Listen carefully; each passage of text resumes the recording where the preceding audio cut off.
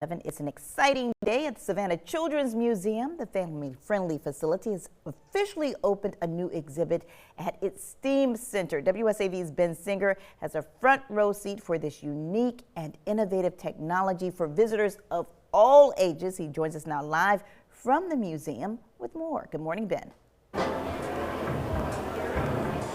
And Kim, more specifically, I am inside one of the focal points of the museum, and that is an 1,800 square foot mirror maze. And I'm about to blow your mind here because I'm actually not looking right at the camera. I'm looking right at a mirror. This is trippy, to say the least, but it is so cool. And what is so cool is this is something for kids from way high to kids, you know, this high, like 6'4". So this is a mirror maze that also has some kind of light up features, and of course it's educational along the way because STEAM is the focus. So I'm not going to try to navigate it right now. I'm going to go behind Jensen, our photographer, and we are going to try to find our way out. See, it looks like this is the way out, but it's actually this way. So here we go. Once we come in, so the ribbon cutting just happened at 10 o'clock this morning. We have real life children in here right now. They are eating the place up. So this is 10,000 square feet of space here. This is in an old 1925 storehouse. For those of you who are familiar with Georgia State Railroad Museum and the neighboring Savannah Children's Museum, this is the building where you would normally get on the train, and it's totally been transformed. So you will still get on the train from this building, but it is now having a new life. And the cool thing is that this actually was just underutilized space, right? This was something that Coastal Heritage Society, the organization that manages this museum and four others, you know, had been really just using for storage. So now it has this really cool life. And what's also cool is we have a modern attraction in a historic building.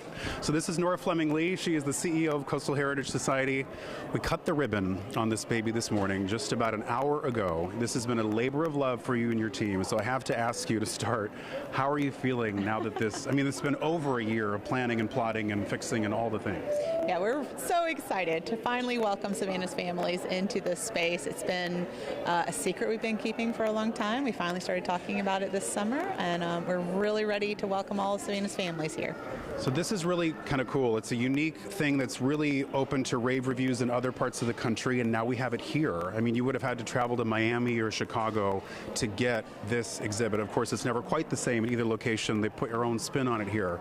So how does this happen? You know, this is a project that's hundreds of thousands of dollars, but some really generous folks that have stepped up to the plate. How instrumental was that to getting this done?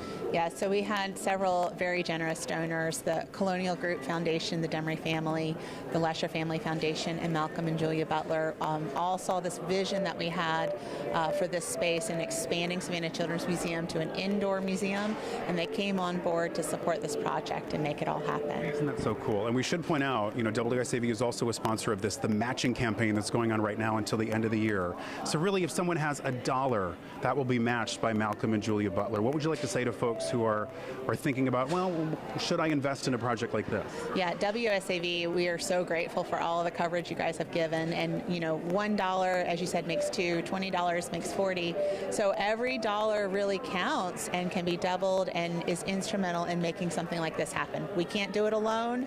The major donors that have come on board, they're not the only ones. They want to see our community contributing towards children's education and supporting Savannah Children's Museum. So there's so much to pick from here, it's kind of unfair to ask you, but you know, and we're going to show our viewers around in our later newscast today, so please watch it 4, 5, and 6. But what do you like in here? What's the favorite thing? Oh, that's such a tough question because it's all fantastic. The maze is always a favorite, and actually it's my children's favorite, so I always enjoyed that. But what I really actually love about this exhibit is that it's incorporated artifacts, real life, real world examples. Over here, Jensen, look at this right here, if we can do that without going out of focus there. So real world examples of art and architecture, things that you can find within nature, you know, the patterns of a coral, a beehive, you know, so, and we love the bees here in Savannah, so it's really nice to have that. Well, thank you so much. We are so happy for you all with all you've accomplished. And Kim, I'm going to send it back to the studio now. That is just a fraction. I mean, there is so much to explore in here, so please join us tonight at 4, 5, and 6. We'll send it back to you. Looking forward to it. How exciting. Thank you, Ben.